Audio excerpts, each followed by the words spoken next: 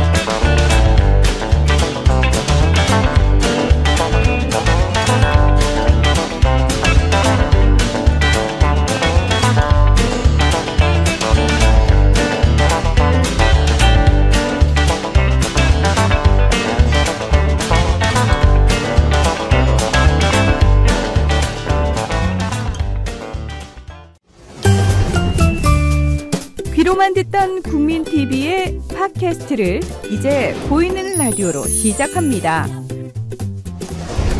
국민TV 광고를 모집합니다. 조합원과 비조합원 여러분, 자신이 속해 있는 기업과 사업체, 그리고 알리고 싶은 모든 것들 다 좋습니다. 광고를 원하시는 분은 신청해주세요. 홈페이지 kukmin.tv, 국민.tv 또는 지역번호 02-3144-0933번으로 연락주세요. 여러분의 많은 참여 바랍니다.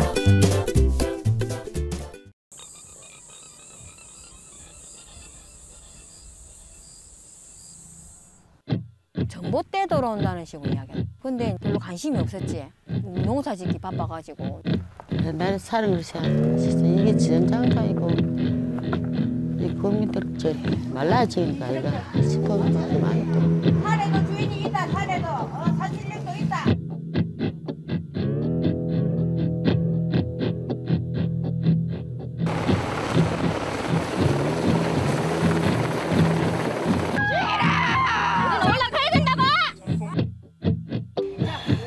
패런이죠. 국가가 저희들한테 그렇게 했다는 거는 있을 수 없는 일이죠.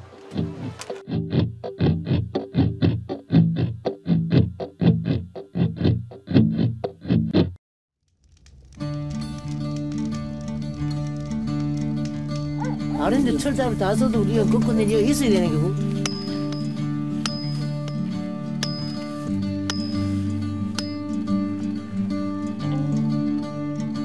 앞으로도 그 배짱으로 내가 한번 살아보려고요. 한번 견뎌볼 거예요.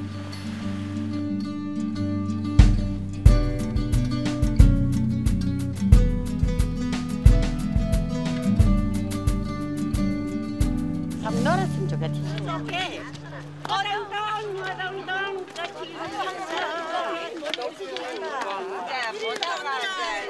가다 놓고. 네가 재밌다.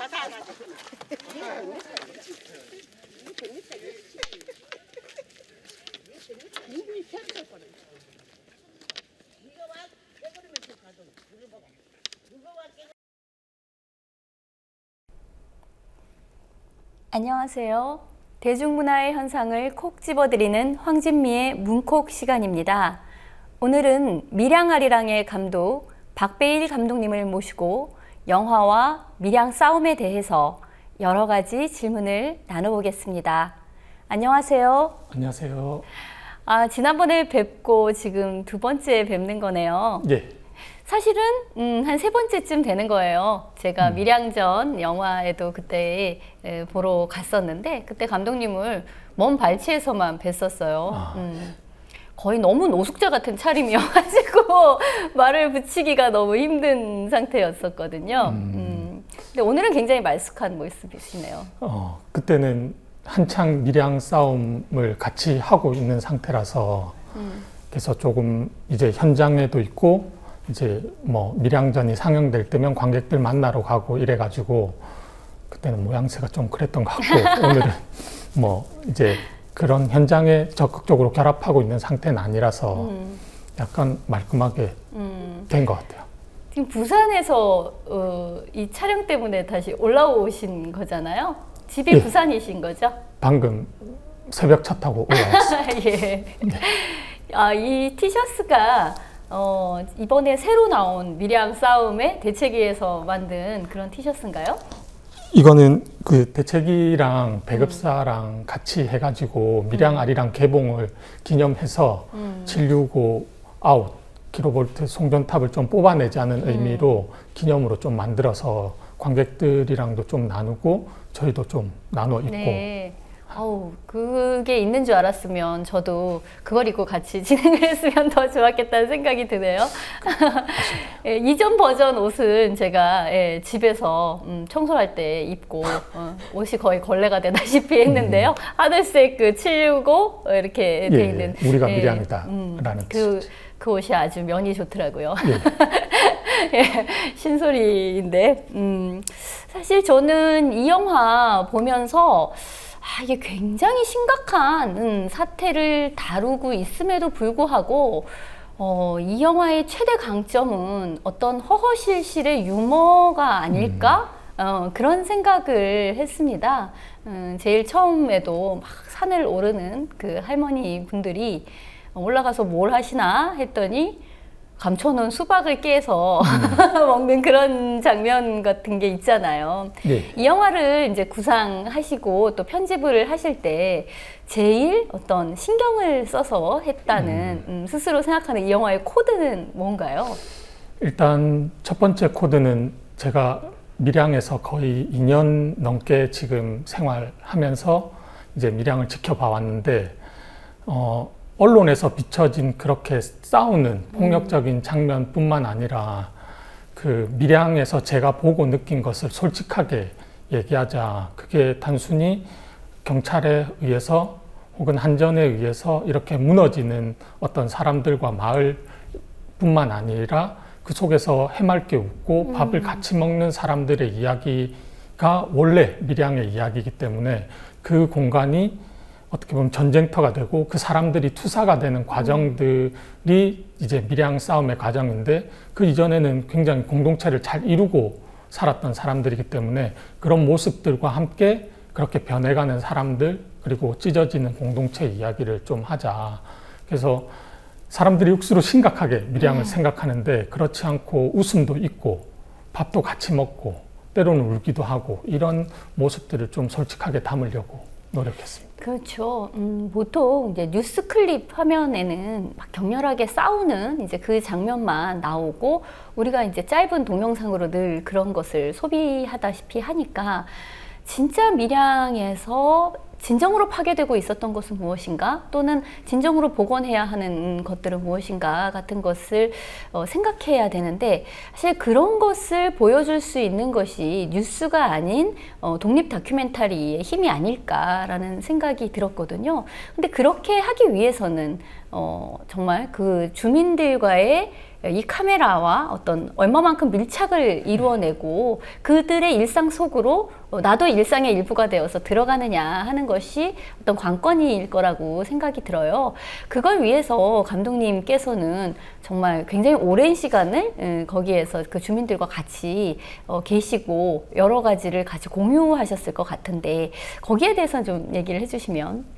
제가 2012년 6월 달에 처음으로 밀양에 들어갔었는데 다행히 밀양이라는 공간도 저처럼 비슷한 사투리를 쓰고 비슷한 약간 정서를 가지고 살아가시는 분들이기 때문에 할머니들이나 아니면 어르신들이 저를 약간 아들 대하듯이 처음부터 좀 대했던 것 같아요. 그래서 거의 2012년 6월부터 들어가서 지금까지 있는 사람은 저 이후에는 많긴 많았지만 제가 거의 처음으로 연대하러 들어갔던 거였는데 그런 어떻게 보면 자기들이 계속 바랐던 연대자들이 오고 그리고 거기에서 약간 젊은 애가 아들처럼 이렇게 싹싹거리면서 하니까 오히려 카메라로 관계를 맺기보다는 먼저 같이 밥을 먹고 같이 자기 고민 이야기하고 이렇게 하면서 서로 익숙해지면서 그다음부터는 카메라로 조금 이제 자기 얘기들을 하는 그런 과정들을 좀 겪었던 것 같아요. 보통 밀양투쟁이 이제 대외적으로 알려지기 시작한 게 2012년부터잖아요. 그렇죠. 이제 그해 1월에 이치호 어르신이 돌아가셨고 그걸로 인해서 이제 사람들이 좀 인식을 하고 그때부터 어떤 촛불 집회가 그 안에서 이루어지기 시작을 한 거였잖아요. 근데 그 2012년 6월부터 거기에 결합을 하셨다고요. 그러면 이 싸움에 여기 같이 하시기 이전에는 원래는 뭘 하셨었나요? 그전에도 다큐멘터리를 하고 있었는데 한 10년 정도 다큐멘터리를 하고 있었고 밀양 이전에는 조금 여전히 현장을 좀 지키려고 뭐 4대강이 파괴된 현장이나 아니면 촛불을 드는 현장이나 아니면 저희 부산에는 희망버스가 한동안 왔었잖아요. 그렇죠. 그 현장을 지키면서 다큐멘터리를 쭉 해왔었고 2011년 말부터는 약간 탈핵에 대한 고민들이 있어가지고 그 영화를 진행하는 도중에 2012년 1월 16일 날 이치호 어르신이 돌아가시면서 그 전까지는 이제 송전탑과 핵발전소가 어떻게 연결되어 있는지 그렇죠. 잘 몰랐는데 이제 알아보고 이제 경험해 보니까 그게 연결되어 있어서 탈핵에 대한 이야기를 조금 고리 1호기에 대한 이야기로 집중하고 있었는데 밀양으로 살짝 돌려서 지금 계속 진행하고 있는 상태입니다. 이 영화에도 제일 앞에 보면 이제 그 이야기가 나오죠. 애초에 이제 문제의 발단은 2001년도에 신고리 3, 4호기 원전에서부터 이제 송전탑을 건설하기로 된 것이고 161개의 그 송전탑 중에서 69개가 이제 밀양 지역에 이제 지나가게 되었다라는 건데, 근데 보면 이것이 한 2가지 정도의 어떤 법적 제도적 그런 것과 연관이 되어 있다는 생각이 들어요. 하나는 정말 신고리 3, 4호기를 우리가 지어야 되느냐 하는 것까지를 이제 이야기를 넓혔을 때 탈핵의 문제와 이제 연관이 되는 것이고, 또 하나는 작게 놓고 보았을 때는 이 영화 제일 앞에도 나오듯이 전원 개발 촉진법이라고, 그렇죠. 이게 1979년도에 생긴 너무 까마득하게 옛날에 개발 독재 시대 때 생긴 그런 법인데, 이 법에 의해 가지고 이런 식의 막 무리한 공사가 처음부터 시작이 된 것이다 라는 것이 이제 영화에도 나오는데요. 이 전원 개발 촉진법에 대해서 좀 말씀을 해주세요. 전원개발 촉진법은 이제 저희가 한창 산업화가 되어 갈 시기에 이제 박정희 대통령이 이제 전력을 많이 쓰는 산업들을 개발하기 위해서 조금 법을 특별법 비슷하게 전원개발 촉진법이라는 걸 세워서 이제 누군가를 설득하는 과정은 굉장히 오래 걸리니까 지금은 산업화를 좀 해야 되기 때문에 전원을 개발하는 그 지역에는 특별하게 조항을 좀 만들어서 19개의 법률을 상쇄시킬 수 있는 특별법 비슷하게 이렇게 만든 거예요. 그러니까 예외적으로 거기에는 그런 설득 과정 없이 그냥 그쵸. 막 할 수 있다. 예. 이런 거를 예외적으로 예. 다 보장을 해놓은 그런 법안인 거잖아요. 예. 그러니까 발전소를 세우거나 아니면 송전탑을 세울 때 이제 그런 법안들이 조금 빠지는. 그래서 밀양 같은 경우도 자기 산에서 이제 나무를 베고 있을 때 할아버지가 깜짝 놀래가지고 지금 너네들이 왜 내 땅에서 나무를 베고 있냐라고 물어봤을 때 이런 전원개발 촉진법이라고 있는데 굳이 당신한테 전원을 개발할 때 굳이 동의를 안 얻어도 된다. 그래서 빨리 이렇게 털을 잡아놔야지 송전탑을 세울 수 있기 때문에 당신은 관여하지 마라. 이런 얘기를 듣고 약간 깜짝 놀랐다고 하던데, 그런 법들이 이제 19개 정도가 상쇄되는 그런 법이 전원개발 촉진법입니다. 그러니까 주민의 합의 없이도 그냥 밀어붙일 수 있고, 그것이 모두 합법이다. 이 전원개발 촉진법에 그렇죠. 의해서 합법이다라는 게, 아니 이렇게 듣는 입장에서도 어떻게 그런 일이, 그러니까 1979년이면 너무 옛날이고 또 그 사이에 강산이 몇 번을 바뀌고 헌법도 바뀌고 여러 가지가 이렇게 바뀌었는데 어떻게 그런 법이 아직도 남아 있을까? 그리고 그 법에 의해서 이런 식의 폭력적인 국가 어떤 정책이 막 집행이 되는 걸까라는 것이 굉장히 의아스러워요. 근데 여기에 대해서 지금 문제가 이미 되었는데 그 사이에 뭐 국회 안에서 이 법을 개정하려는 노력이라든가 하는 건 없나요?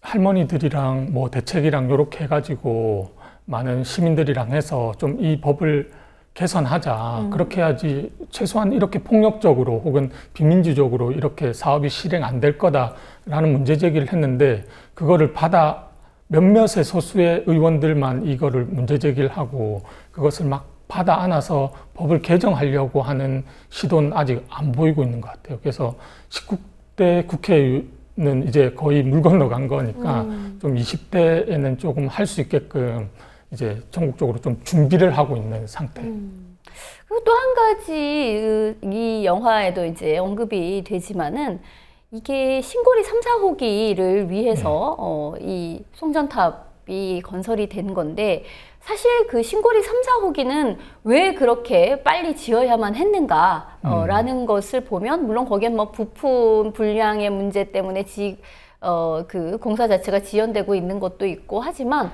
정말 우리의 뒤통수를 때린 것 중에 하나가 이것이 이명박 그 정권 때 그렇게 치적으로서 그 광고했었던 UAE 원전 수출과 매우 밀접한 관련이 있다라는 거잖아요. 예, 거기에 대해서 좀 자세히 말씀해 주세요. 이게 저희가 계속해서 국회 그 한전에 요구했던 것이 그 UAE랑 협상을 맺었던 그 계약서를 좀 보여달라. 그 계약서에 어떤 조건들이 있는지 좀 보고 싶다라고 얘기를 했는데 그걸 아직 보여주지 않은 상태예요. 그래서 이제 뭐 한전 부사장이나 이런 사람들에 의해서 좀 정황을 엿볼 수 있는데 UAE에 수출한 이제 그 원전이 신고리 3호기를 모델로 해서 수출한 거라서 거기에 아마 계약서에 이런 조항이 있을 거다. 왜냐하면 한전 부사장이 UAE와 관련돼서 이 공사를 하지 않으면 계약이 조금 우리가 엎어질 가능성. 뭐 페널티를 먹는다. 뭐 이런 얘기가 있어가지고 그 정황들을 보면 요 신고리 3호기가 한글 모델형이라서 요걸 수출하기 위해서 이제 UAE가 이 송전하는 과정까지 보고 나서 이제 건설을 하겠다라는 계약이 있나 봐요. 그래서 이제 송전을 무리하게 그 송전탑을 지어서 무리하게라도 이렇게 송전하는 과정을 보여줘야지 공사를 시작할 수 있기 때문에 UAE와 연관성이 있다. 이런 것들이 뭐 이렇게 언론에서는 아주 자세히 다뤄지지는 않았지만 인터넷 같은 데서 많이 언급이 됐었거든요. 아니 그 3호기를 모델로 해서 애초에 팔 때는 지상에 없는 것을 팔다시피 한 거잖아요. 우리가 뭐 아파트 같은 거 분양 뭐 이럴 적에도 모델하우스 보고 이렇게 짓겠다라는 거 가지고 이제 계약을 하는 것처럼 그때의 계약도 실물은 없고 이렇게 하겠다.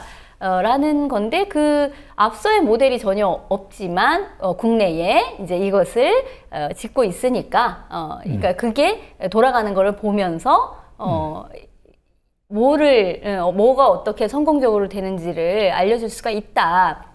이렇게 시작이 된 건데 지금 신고리 3호기가 이제 여러 가지 문제로 삐걱삐걱 하는 거기 때문에 사실 이미 페널티를 왕창 물고 있을지도 모르겠다. 거기에 대해서 정부가 자세히 밝히고 있지를 않잖아요. 그렇죠. 이게 어떻게 보면 핵과 관련된 에너지와 관련된 이야기들이 밀양 할머니들의 요 싸움이 아니었으면 계속해서 이제 밀실에서 자기들이 조정하고 혹은 이런 건설로 나아가자라고 했기 때문에 그게 여전히 진행되고 있고 그나마 다행인 게 밀양 할머니들의 싸움에 의해서 에너지가 지금 비민주적으로 이 시스템이 돌아가고 있구나. 조금 시민들도 함께 목소리를 낼 수 있는 방안을 좀 모색하자라는 이야기까지는 나와서 그나마 다행인 상태입니다. 그 불량 부품 때문에 그것도 한참 뉴스에서 이제 얘기가 됐었는데 지금은 불량 부품 문제가 어떻게 되었다라는 것이 관심을 가지고 있는 사람들이 없어요.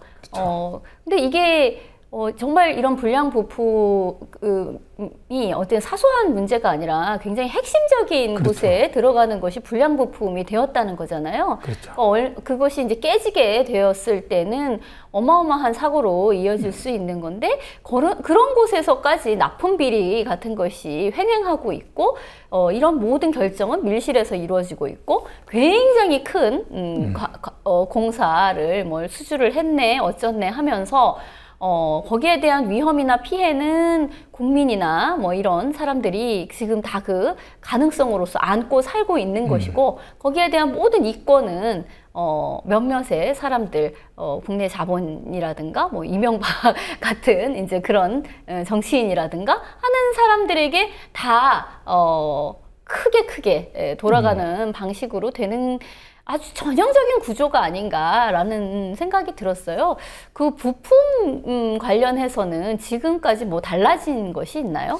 지금 부품 관련해서 계속해서 교체하는 작업을 하고 있고 또 얼마 전에 나왔던 게 미국의 한 회사가 자기들이 그 관련된 부품을 이제 집어넣었는데 이제 서류상 보니까 우리가 잘못된 부품을 끼워 넣었다라고 얘기해서 이제 리콜 조치. 네, 그거를 다시 또 이제 다시 설치를 해야 되는. 그래서 계속해서 이게 뭐 자동 질환으로 자기들이 부품을 잘못 쓴 것도 있고 또 뭐 이게 좀 안타깝긴 하지만 미국에서 그런 일이 있어가지고 계속해서 공사가 뒤로 미뤄지고 있는데 완공이 미뤄지고 있는데 무슨 일인지 이제 송전탑은 굉장히 빨리 지어진 상태.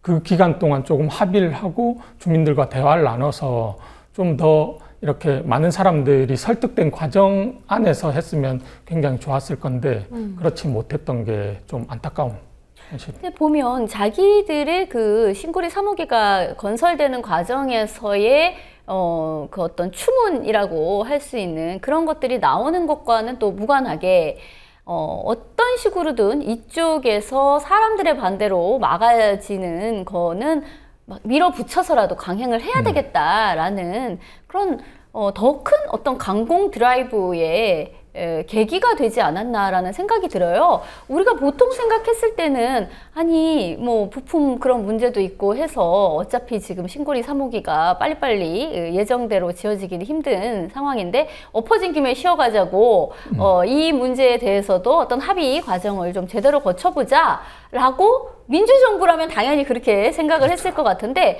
전혀 그렇지 않고 그건 그거고 근데 이것이 정말 시골 할머니 이런 사람들에 의해 가지고 이런 국책 사업이 지체되고 방해받는 그런 선례를 남겨서는 안 된다. 거의 그런 어떤 태도로 이런 식의 어떤 강행, 행정 대집행 이런 방식을 보인 것이 아닌가 싶거든요. 현장에 있었던 사람으로서는 어떤 경찰이나 한전의 태도가 어떻게 느껴지셨나요?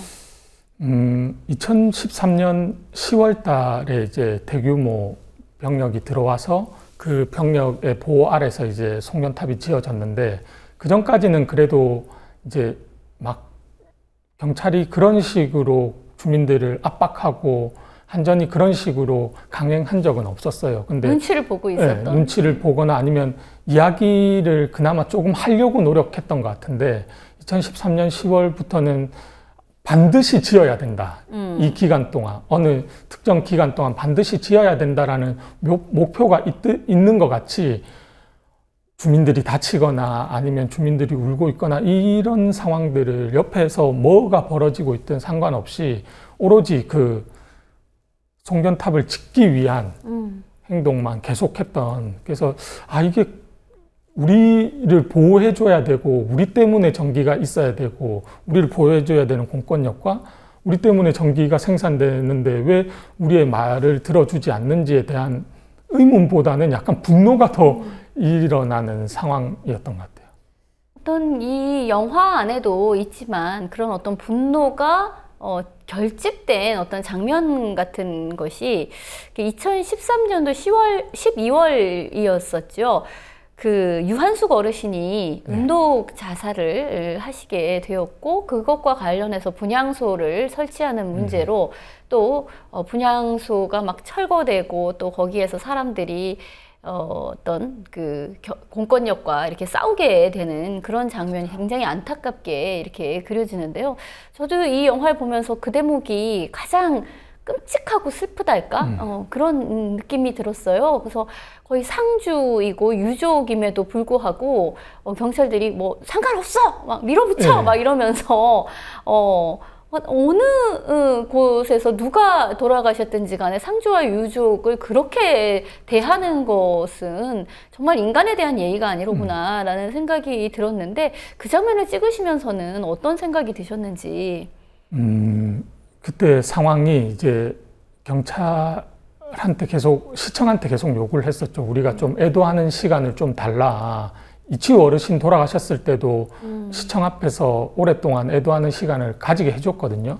그래서 그렇게 시민들이랑 같이 애도하는 시간들을 좀 가질 수 있게끔 우리가 분향소를 설치하겠다라고 얘기했는데, 이거는 그 자살이고 또 이건 자기들 얘기로는 이게 송전탑과 관련 있는 자살이 아니다라고 얘기하면서 이제 주민들이 스스로 이제 분향소를 설치하는 과정을 폭력적으로 진압한, 그것도 원래라면 시청 공무원들이 이렇게 해야 되는 것임에도 불구하고 경찰들이 그거를 막 뜯어내고 그 경찰들한테 짓밟히고 어떤 할머니는 스스로 이렇게 옷을 벗으면서까지 저항을 했음에도 불구하고 그거를 막 이렇게 천막을 이렇게 감싸면서 시민들한테는 보이지 않게 하면서 이제 처참하게 이렇게 막 천막을 뜯어내는 과정이 조금 너무 이게 이 나라라는 게 뭔가 우리가 굉장히 그래도 그런 누군가의 죽음 앞에서는 굉장히 조금 애도하는 마음들이 그렇죠. 굉장히 짙은 나라인데 그런 게 안 되는 게 뭐 세월호도 비춰봐도 그런 걸 잘 모르는 것 같아요. 이 정부에 있는 사람들이나 아니면 권력을 가진 사람들은 그런 마음이 전혀 없는 느낌으로 계속 다가오는 거. 우리가 어떤 이런 사건들을 겪으면서 가끔씩 정말 끔찍하게 느껴지는 게 저들이 무도한 자들이구나라는 것을 느낄 때 정말 그런 생각이 들거든요. 여기에서 막 그 분향소가 짓밟히고 하는 장면도 그렇거니와 말씀하신 것처럼 이제 그 돌아가신 분에 대해서 경찰이 거짓 발표를 이렇게 하면서 죽음에 대해 다르게 의미 부여를 하려고 했던 게 있었잖아요. 뭐 가정불화 때문이다, 뭐 음주를 해서 우발적으로 그렇게 된 것이다, 뭐 등등 이렇게 전혀 가당치 않은 이유를 갖다 대면서 이제 죽음의 의미를 막 윤색하고 탈색시키려고 하는 그런 것들이 보였는데, 이 영화에는 어떤 음성 파일이 들어가 있어요. 그 음성 파일은 어떻게 그때 녹음이 된 것인지 좀 말씀해 주세요. 그 영화 속에 이제 경찰들이 발표한 게, 수사를 발표한 게 이제 돼지값 하라, 그리고 방금 말씀하신 것처럼 가족 불화, 음주에 의한 그 충동적인 자살 행위라고 얘기했는데, 그래서 그 유한숙 어르신이 돌아가시기 전에 대책위 분들을 조금 이제 만나자고 얘기했었어요. 그래서 조금 자기가 왜 이렇게 음독을 했는지에 대해서 말씀을 해주셨는데, 거기에는 왜 우리 집 앞에 765 송전탑이 지나가냐, 만약에 지나가면 나뿐만, 이렇게 내가 죽는 것뿐만 아니라 모든 주민들이 다 죽을 수 있다, 그래서 그건 반드시 막아야 된다라는 말씀을 하셨는데, 그 말씀을 녹음을 했었어요. 근데 그 녹음하기 이전에 그 녹음 버전은 굉장히 거칠어요. 왜냐하면 음독을 하시면 이게 목 상태가 계속 안 좋아지신다고 하더라고요. 그래서 그거 하루 전에 경찰이 똑같은 진술을 받아갔음에도 불구하고 그렇게 수사를 종결하고, 그다음 이제 그 음성은 이제 어떻게 보면 저희한테 남기는 765 송전탑을 막아달라라는 저희한테 남기는 약간 유언과 같은 거라서 약간 그런 방식으로 좀 영화 속에 넣었습니다. 어쨌든 그런 음성이 생생하게 들어가 있음에도 불구하고, 또 경찰은 그거보다 더 좋은, 더 생생한 음성을 따갔음에도 불구하고 그런 식의 발표를 한다는 게 참 끔찍한 일인데, 보면 이제 결과적으로 2014년도 여름이었나요? 행정대집행이 들어오면서 사실 표면적으로 그냥 이렇게 사건적으로만 보았을 때는 결국 이 투쟁은 거기서 일단락이 된 것이 아닌가라고 많은 사람들의 뇌리에 그렇게 남아 있거든요. 근데 그때도 행정대집행을 그렇게 끝을 내고 나서 또 정부의 발표는 그런 식이었죠. 뭐 협조에 의해서 물리적인 충돌 없이 잘 끝났다 이렇게 발표를 한다든가, 또는 뭐 기념 촬영을 이렇게 거기 경찰들이 뭐 한다든가, 자기들끼리는 굉장히 유쾌발랄 깜찍한 막 그런 분위기로 마무리를 짓고자 하고, 실제 벌어지는 일들은 사실 굉장히 처연하고 끔찍한 이제 그런 일들인데, 그것을 이제 가까이에서 보는 사람은 이제 우리는 이제 외부적으로 그런 이야기를 들으면서 아니 여기서 왜 기념 촬영을 하고 있다니 정말 너무 무도하다 막 이런 생각을 하는데, 거기에 같이 주민들과 또 같이 계셨던 사람으로서는 더 감회가 남달랐을 것 같아요. 그 행정 대집행의 상황은 어떠했는지. 그게 이제 경찰이 한 3,000명 정도가 왔었던 것 같은데, 주민에 비해 사실 3,000명이라는 병력도 정말 너무 많죠. 많은 숫자잖아요. 네, 그리고 이제 그 경찰들은 실질적으로 행정 대집행을 할 수는 없어요. 근데 그 시청 직원들이 나와서 행정 대집행을 해야 되는데, 시청 직원들도 한 몇백 명이 와서 이제 했는데 4개 농성장을 지키고 있었거든요. 그래서 저희들은 조금 이거를 한 며칠간 계속 농성을 좀 이어나가면서 그래도 그동안 전하고 싶은 메시지를 며칠 동안 조금 같이 얘기를 해야 되겠다라고 생각을 하고 좀 결연한 마음으로 그 속에 있었는데, 그 4개 농성장이 정말 지옥과 같은 순간들이 펼쳐지면서 하루 만에 다 이제 행정 대집행이 끝난 거예요. 그래서 다친 분들, 수녀님들이 특히 많이 다치셨는데, 이제 할머니들은 구덩이를 파고 옷을 벗고 목에 줄을 매고 있었기 때문에 그것을 그 안에 들어가지 못하도록 이제 신부님이랑 수녀님들이 밖에서 이렇게 누워 계셨어요. 그 누워 계신 자리를 끌어내고 짓밟고 하면서 할머니들 목에 줄에 감긴 거를 또 이렇게 끊고 하면서 들어내면서, 조금 어떻게 보면 마치 이게 경찰이 미션 클리어 하듯이 한 곳에 한 곳에 이렇게 치고 들어오면서 자기들은 약간 뭔가 적을 이기는 개념으로 다가가고, 마지막에 이제 경찰들이 행정 대집행을 끝내고 산을 내려가면서 기념 촬영을 하면서 이거는 저렇게 이쁜 얼굴로 막 웃고 V자를 하거든요. 저 사람들이 지금 자기들이 어떤 짓을 했는지, 누구를 짓밟았는지, 자기들이 지켜야 된 국민을 짓밟았다는 생각을 안 하고 있는 거 아닌가? 그러면 저 사람들이 과연 아무리 명령에 의해서 행동을 하지만 이 순간만큼은 사람이 아닌 게 아닌가라는 생각이 들면서 너무 말로 표현 못하는 감정이 막 끌어오르더라고요. 그래서 우리는 막 울고 있는데 저 사람들은 V자를 그리고 있구나. 이게 어떻게 된 세상인가, 그렇죠. 이런 생각이 좀 들더라고요.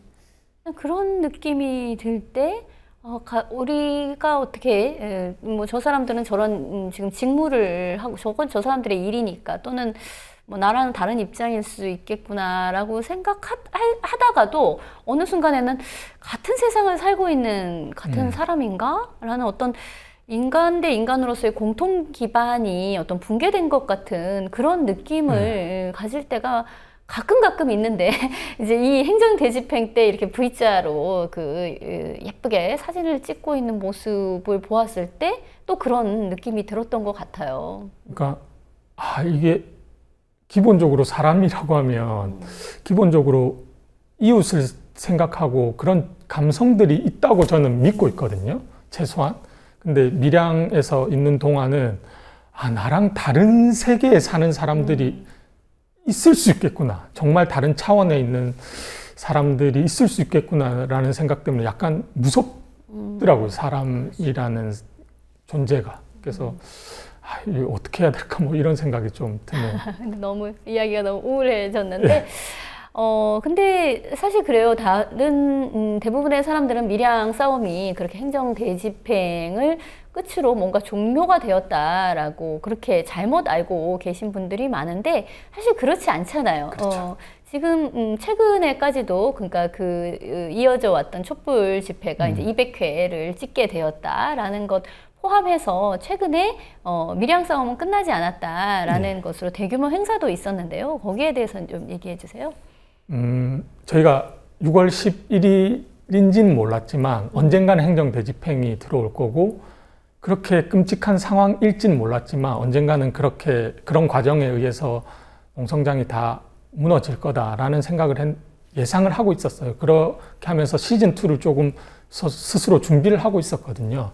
그래서 첫날 행정 대집행이 끝나고 난 다음 날은 너무 허무해서 그냥 각자 조금 있었고 둘째 날에는 또 다 같이 모여서 한번 울고 셋째 날부터는 조금 전국에 있는 사람들 좀 모으자. 그래서 그 주 토요일 날 다 같이 모여서 크게 한바탕 울고 같이 다음을 좀 모색하면서 시즌2를 지금까지 이어오고 있는데 일단 탈탈 원정대라고 관련해서 할머니들이 송전탑 지역과 이제 핵발전소 지역을 돌아다니면서 한국 사회에 어떻게 지금 이 문제들이 진행되고 있는가 직접 발로 쓴 기획문을 좀 준비하면서 그곳에 있는 분들과 연대하는 과정들을 계속 거쳐 나왔고 굉장히 많은 고소고발들이 있었어요. 지금 싸움하는 동안. 그래서 그것을 이제 재판이 곧 끝나면 벌금이 한 2억 3천 정도 나올 건데 엄청난 일이야. 그런 정도 소규모 농촌 사회에다가 때려 부은 벌금만 그렇죠. 해도 그 액수라는 거는 그게 우리가 뭐 보통 연봉이 얼마다 이렇게 얘기하는 도시민의 어떤 경제 감각하고는 또 완전히 다른 거잖아요. 그러니까 좀 이게 어떤 거냐면 저희도 피해를 입었잖아요. 그러니까 할머니들도 막 이제 실려 나가고 상처를 입고 막 뼈도 부러지고 막 농사도 이랬는데. 지금 막 도에 이렇게 팽겨치다시피 해서 농사를 못해서 얻은 피해 같은 것도 굉장히 크잖아요. 근데 이제 저희도 이제 그 대책위 입장에서도 할머니들이 이제 막 경찰들을 고소하고 이런 건들은 증거 불충분 이래가지고 다 취하해버리고 이제 경찰에서 들어온 거나 아니면 찬성 도장을 찍었던 합의했던 주민들이 고소고발했던 것이 이제 재판이 진행되고 있는데 그런 모금 이거는 할머니들이 자기의 돈을 내서 갚는 거는 좀 이렇게 내는 거는 좀 아니다 해서 뭐 밀양 아리랑을 개봉한 이유도 그 측면이 하나 있지만 이제 탈탈 원정대라는 책을 판매하고 또 여러 시민들이 좀 같이 이 벌금을 모아서 조금 같이 해결해 보자라는 것 때문에 전국에 이제 그 의미들을 조금 이야기하면서 할머니들이 좀 돌아다니고 있는 상태고 계속해서 연대자들과 함께 연대할 수 있는 방법이 뭔가 했을 때 협동조합을 좀 만들어서 이제 할머니들이 생산한 농작물과 그다음에 가공한 식품들을 조금 판매하면서 여전히 송전탑 싸움은 좀 경찰과 충돌하는 방식이 아니라 탈핵 송전탑으로 나아가기 위한 방식으로 밀양에서 싸우고 있다라는 것들을 조금 같이 함께 해보자 이런 메시지를 던지면서 전국을 돌아다니고 있는 중입니다. 전국으로 지금 막 북콘서트를 하고 다니시는 건데 이제 그 영화에도 보면은 나오지만 그 아주머니 분들, 할머니 분들이 엄청나게 씩씩하시고 그렇죠. 지금 저희보다도 더 말씀을 잘하시고 그렇죠. 그 영자 아주머니 같은 분은 정말 완전히 투사가 되셨어요. 원래 말씀도 잘 하시는데 지금 저희가 했던 말을 그냥 영자 어머니가 몇 마디 하면 더 이해하기 끝나죠. 클리어. 그러니까 상황 종료. 예.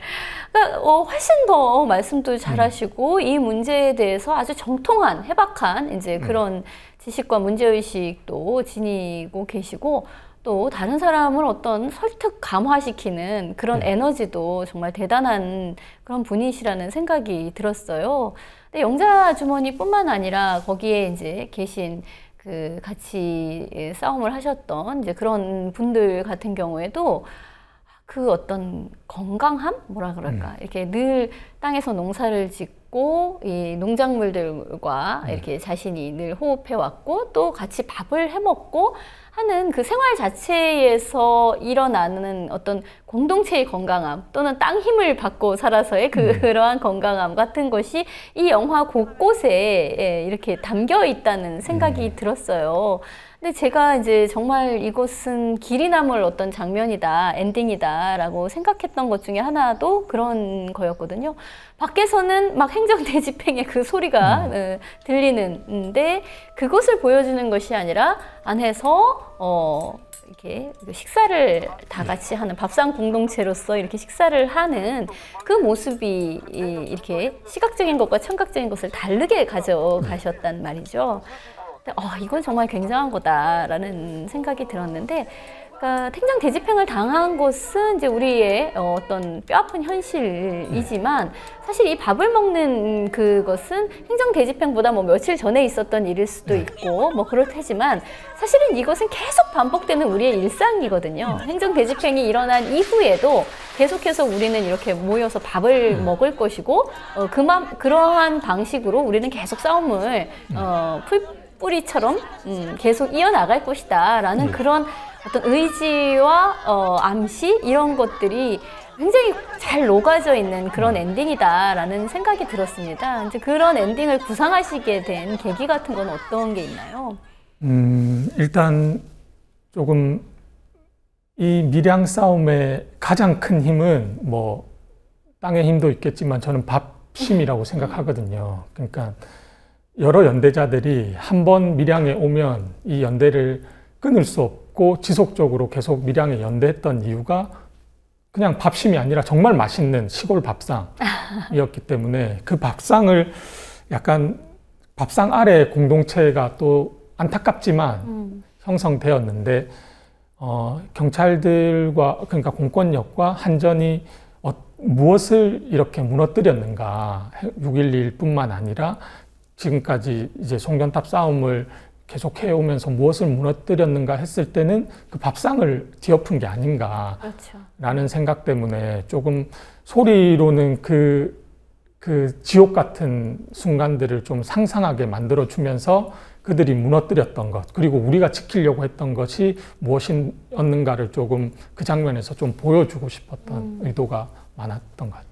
이 그 다큐멘터리에는 좀 생략되어 있는 것이고 또 그 생략도 어떤 의도가 있었을 것이라는 생각도 드는데 사실 마을 사람들 간의 어떤 갈등 같은 것이 보통 어떤 지역이나 이런 식의 문제가 이제 지나가고 났을 때 사람들 사이에 남는 상처기 같은 것이 굉장히 크지 않습니까? 근데 이 영화 안에서는 이제 그런 식의 약간의 언급의 모습으로 있고 또 잠깐 또 이렇게 싸우는 장면 같은 것도 이렇게 보여지기는 해요. 근데 거기에 대해서는 사실 훨씬 더 자세히 그릴 수도 있었지만 많이 생략을 하고 우리로 하여금 상상하게끔 하였구나라는 생각이 들었거든요.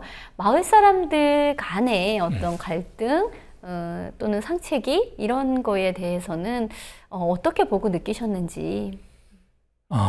그런 부분이 좀 제일 안타까워요. 그러니까 결국에 이 사람들이 무너뜨린 게 이제 가장 처음 하는 게 공동체를 이렇게 반대편으로 세우면서 그 사람들끼리 조금 마음의 상처들을 서로 주면서 이 운동 포기해야 되겠다 혹은 이제 그만해야 되겠다라는 생각을 가지게끔 국책사업을 그동안 진행해 왔는데 밀양도 비슷하게 진행되어 왔고 주민들이 계속 제일 힘들어하는 게 뭐 집 앞, 옆, 뒤에 송전탑이 있는 것뿐만 아니라 어저께 나랑 같이 밥을 먹었던 사람들과 눈을 마주치지 않기 위해서 자기 행동, 생활 반경을 유지하는 게 너무 힘들다. 그리고 가끔 가다가는 한전이 이제 합의 도장을 받아오라고 이제 합의하신 주민들에게 말씀하시면 그런 과정에서 오랫동안 같이 싸웠던 분들이 합의해라 이런 과정들이 지금 모든 순간, 그러니까 밀양 싸움을 하던 모든 순간에서 가장 힘든 순간이라고 말씀하시는 것처럼 좀 지금 상태는 정말 더 마을 공동체가 멀어지고 있는, 분열되고 있고 깨지고 있는 상태라고 할 수 있고, 제 개인적으로도 제가 2년, 3년 동안 이제 제가 아들 같이 이렇게 대해주신다고 했잖아요. 그래서 정말 그때는 너무 기분 좋게 이제 엉덩이 팡팡 하면서 아이고 우리 베일이 하면서 막 이렇게 했던 분이 이제 마을에 가면 저랑 눈도 안 마주치려고 하는, 저는 솔직히 그분들이 어떻게 싸웠고 어떤 마음으로 합의를 했는지 알기 때문에 비난하고 싶은 마음은 없는데, 그분들 스스로 자기가 죄의식을 가지면서 저를 막 피하는 걸 보면 너무 안타깝더라고요. 왜 이렇게까지 돼야 되나라는 생각이 들고, 마을의 공기가 달라요. 딱 들어서면 예전에는 힘들게 싸우고 있지만 훈훈한 분위기였다면 지금은 싸늘하게 누군가가 막 이렇게 시선을 피하려고 하는 그런 분위기가 너무 싫어요. 힘들고. 어디나 언제 또는 어떤 싸움이나 사실 이 대목이 제일 힘든 그런 거라는 생각이 들어요. 강정 같은 경우에도 그렇고, 이제 그런 큰 국책 사업 아니더라도 아주 작은 어떤 동네에 저는 이제 제가 사는 이제 뭐 용산 같은 데에 뭐 화상 경마장이 들어오는 그 문제를 가지고도 주민들 계속 열심히 싸우시는, 그러니까 사실 그것이 옳고 이제 이것을 막아내야 한다라는 것 때문에 이제 싸우고 있는데, 경마장 쪽에서, 마사회 쪽에서는 우리나라의 노인 빈곤율이 굉장히 높지 않습니까? 근데 노인분들에게 막 생필품이나 향응 같은 것을 이렇게 저렇게 제공을 하면서 찬성 이렇게 그런 여론을 막 모으고 막 도장을 받아오게 받고 하는 등등의 일을 이제 하고 있단 말이죠. 근데 어디나 이제 다 뭐 댐이 들어서든 뭐가 들어서든 다 그런 짓을 하는데, 이제 그런 식의 어떤 이간의 방식, 그리고 또 이런 일이 벌어진 이후에 어떤 전향의 방식, 뭐 이런 식으로 사람들의 어떤 관계와 심리까지도 초토화시키는 것이 정말 아주 끔찍하고 폭력적이구나라는 생각이 들었어요. 그러니까 국가가 존재해야 되는 이유가 공동체를 잘 복원, 유지하면서 발전시켜 나가는 게 국가의 존재하는 이유인 것 같은데, 누구의 이익을 위해서인지는 잘 모르겠지만 누군가의 이익을 위해서는 그런 자기 직무를 유기하는 방식으로 계속 나아가니까 좀 이게 어떻게 해야 되는 건가, 이게 과연 좀 어떻게 하면 바꿀 수 있을까, 그런 생각을 좀 요즘에는 많이 하고 있는 것 같아요.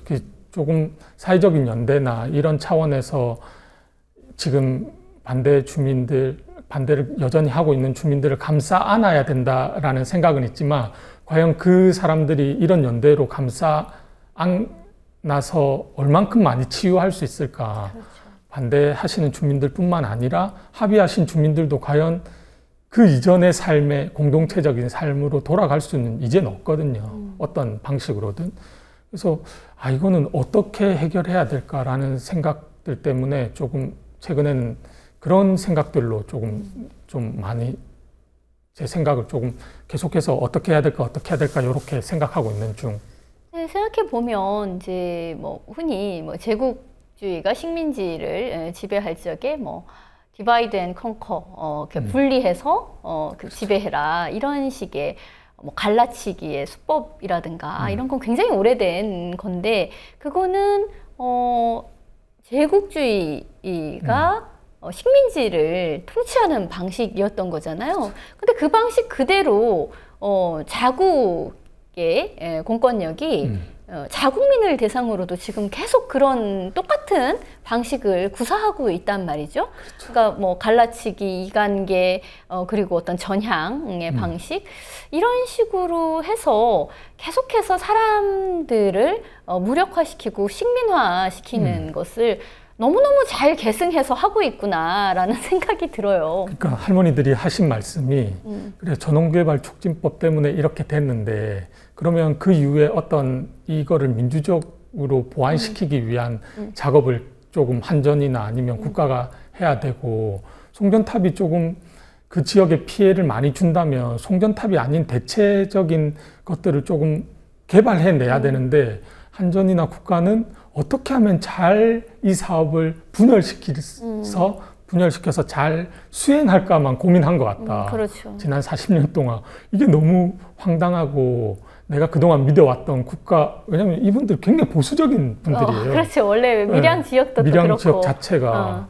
그래서 국가라는 곳은 두려운 대상. 왜냐하면 거기에 또 오랫동안 예전에 이제 그 국가의 폭력에 의해서 막 죽어가는 사람들도 뭐 보도연맹이나 이런 지역이기도 하기 때문에 두려움의 대상이기도 하면서도 국가라는 걸 믿는 대상이었는데 이제 이런 과정을 거치면서 좀 의심하게 되는 대상이었던 것 같아요. 그러니까 뭐 세월호 유족 분들에 대해서도 그렇고 대하는 방식이 거의 다 비슷하잖아요. 뭐 돈으로 매수를 하거나 아니면은 뭐 또 외부적으로 이렇게 막 뭘 더 씌워서 흑색 선전을 막 하거나 그들 사이를 그냥 분열시키거나 뭐 그런 방식으로 어떤 인간에 대한 어떤 존엄을 상실하게끔 만드는 식으로 저들은 굉장히 오랫동안 그 갈고 닦은 실력을 지금도 발휘를 하고 있다. 막 이런 생각이 들었어요. 근데 말씀하신 것처럼 여기에 이제 주민분들 중에는 보도연맹 때 뭐 남편을 잃고 뭐 이런 식의 얘기가 쭉 나오거든요. 근데 그 한 사람 한 사람이 사실 우리나라에서 힘없는 그런 국민으로서 겪어왔던 그 근현대사의 모든 피압박을 대변하고 있는 것이 아닌가라는 생각도 들고, 근데 그렇게 겪어온 분이 왜 우리는 지금 계명천지라고 한동안은 그렇게 믿었지만 지금은 또 그렇게 믿지도 않는데, 어쨌든 이제 독재가 회귀했다라고 이제 그렇게 진단하는 것이 더 맞을 텐데요. 어쨌든 민주정부를 거쳤고 그런 여러 가지 지난한 싸움을 했고, 그런 상황에서도 어떻게 21세기에 또 이런 일을 겪고 있지? 라는 것이 굉장히 비극적으로 느껴졌어요. 그 한 사람들이 역사를 이제 훑어 올라가면 뭐 보도연맹 끔찍한 일이야. 뭐 6.25 때 뭐 어떻고 뭐 그런 일을 쭉 해서 독재 정권을 거쳤어. 그랬어. 이렇게 다 맞는데, 근데 지금도 다르지 않다는 게 문제인 거잖아요. 그렇죠. 이게 민주주의라고 하는데 이게 어떻게 해서 역사는 반복된다고 하는데 이런 식으로 반복되면 안 되는 거잖아요. 그러니까 조금 더 많은 사람들이 평등하고 조금 더 자기 권리를 이제 찾아가면서 역사가 바뀌어야 되고 그 반복이 돼야 되는 것 같은데, 할머니들도 보도연맹, 6.25, 이제 독재 정권. 근데 중요한 게 자기는 이제 민주주의가 됐다고 생각했는데 지금은 더 피말리는 것 같다. 오히려 예전에는 그래도 국가가 뭔가 체제를 유지하기 위해서, 뭔가 국민을 잘 살게 하기 위해서 이렇게 해서 내가 참고 견디고 왔는데, 지금은 아니 이제 잘 살고 있는데 왜 우리 집 앞에서 내가 이걸 다 겪어 왔는데 왜 지금 와서 지금 80, 90대에서 국가가 나의 피를 말리고 있는가, 내가 읽어왔던 어떤 역사나 아니면 땅을 빼앗으려고 하는가, 이런 배신감이 굉장히 크면서 상실감도 굉장히 큰 그렇죠. 그런 상태. 내 나라에서 어떤 핍박받고 쫓겨나는, 그럼 난 국민이 아니었나? 여지껏 국민 하던 그 국민은 누구지? 이제 이런 의문이 들 수밖에 없다는 생각이 드는데요. 지금 이제 이 영화의 이제 뒷부분에도 보면 밀양 싸움은 이제 밀양에서 끝난 것이 아니라 작년도 행정대집행에서까지가 이제 시즌 1이었다라고 하면 이제 시즌 2가 새롭게 시작되는 것이다라고 볼 수가 있고, 그것은 밀양이라는 지역에 국한되기보다는 지금 그 밀양에서의 그 할머니들이 전국 투어를 다니면서 북콘서트를 하듯이 그 이후에 이제 뭐 당진이라든가 이런 곳이 또 하나의 현안, 이 송전탑 문제가 그들의 현안이 되는 그런 지역으로 지금 넓혀지고 있는 거잖아요. 근데 당진 이제 그쪽 환경운동 하시는 분의 어떤 인터뷰도 나오고 영화에도 보면 그런 확장성을 보여주고 있는데요. 다른 지역에 대해서 이 문제를 어떻게 보고 있는지, 다른 지역에서의 이 문제를 계속 확대시킬 수 있는 어떤 대안, 방법 같은 거를. 일단 조금 안타까운 게 밀양 싸움 이후에 송전탑을 건설하는 과정이나 아니면 이렇게 발전소를 건설하는 과정에서 조금 저희가 밀양 싸움을 하면서 이제 조금 한전이 머뭇거리지 않을까, 혹은 조금 더 민주적으로 이런 방향으로 사업을 진행하지 않을까라는 일말의 기대가 있었는데, 지금 군산이나 아니면 영덕이나 아니면 지금 뭐 송전탑을 건설하려는 지역에는 어떻게 보면 밀양과 비슷하게 공권력을 투입해서 비슷하게 폭력적으로 진압하는 방식으로 계속 나아가고 있더라고요. 그럼에도 불구하고 언론에는 철저하게 노출이 되지 않는 방식으로 오히려 자기들은 이거를 반면교사 삼아서 점점 더 가리고 점점 더 빨리빨리 처리하는 방식으로 지금 나아가고 있는 형태라서 저희의 일말의 기대는 조금 무너지고 있는 것 같다라는 생각 때문에 약간 한숨도 나오긴 하는데, 할머니들이 계속 이렇게 움직이는 이유가 계속해서 송전탑 지역 때문에 우리와 비슷하게 싸우고 있고, 이거는 민주적이지 못하다. 그리고 이것뿐만 아니라 핵발전소 지역도 지금 영덕이나 아니면 울진이나 계속해서 핵발전소를 건설하려고 하는데, 우리와 똑같은 방식으로 주민들과 합의 없이 계속해서 일방적인 어떤 사업을 진행하고 있다는 걸 할머니들이 발로 뛰면서 알리고 있는 상태라서, 우리는 그 할머니들과 주민들은 여전히 그런 방식으로 발로 뛰면서 계속 알릴 수밖에 없는 것 같아요. 밀양 싸움은 작년 행정 대집행으로 끝이 난 것이 아니고요.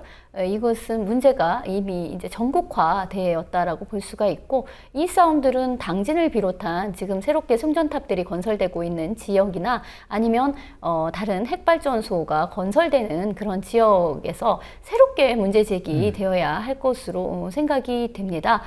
이런 전국 단위에서의 탈핵, 그리고 송전탑 반대, 그리고 이 건강권의 문제를 포함한 어떤 생태 환경 문제로 더 확대 발전되기를 바라는 마음이고요.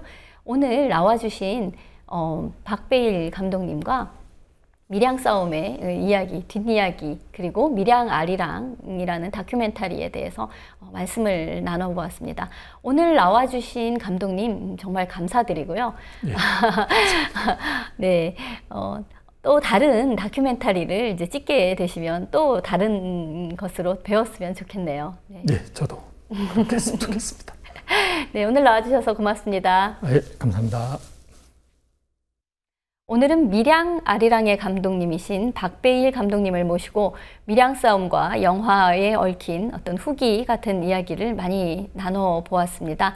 다음에는 또 더 신선한 이슈를 가지고 여러분들께 재미있는 이야기를 들려드리겠습니다. 감사합니다.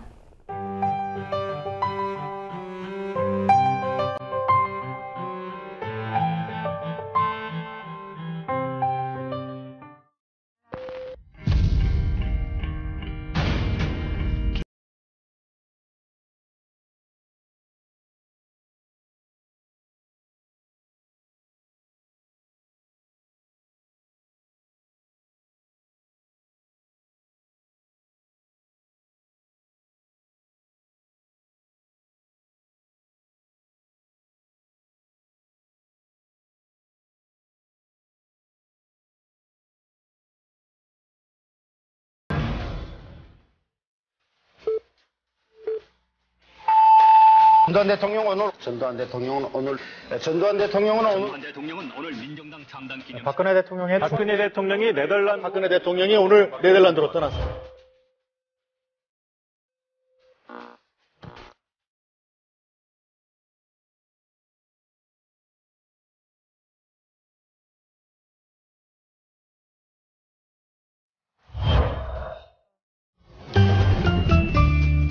귀로만 듣던 국민TV의 팟캐스트를 이제 보이는 라디오로 시작합니다. 국민 국민TV 광고를 모집합니다. 조합원과 비조합원 여러분, 자신이 속해 있는 기업과 사업체, 그리고 알리고 싶은 모든 것들 다 좋습니다. 광고를 원하시는 분은 신청해주세요. 홈페이지 kukmin.tv, 국민.tv 또는 지역번호 02-3144-0933번으로 연락주세요. 여러분의 많은 참여 바랍니다.